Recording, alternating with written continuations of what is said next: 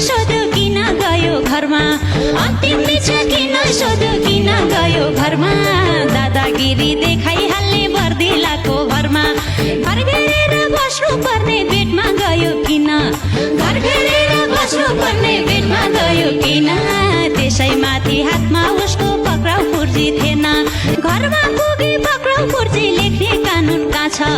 घरमा पुगी पक्राउ पुर्जी लेख्ने कानुन कहाँ छ के बोल्यौ जनतालाई सबै कुरा थाहा छ एक रवि भन्थे पक्नुस पक्नुस मिलाउँदैछु झोला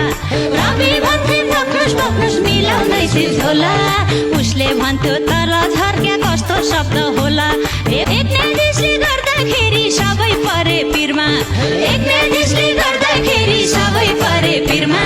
ढाका टोपी नलाऊ अब धोती लगाऊ शिरमा ढाका टोपी नलाऊ अब धोती लगाऊ शिरमा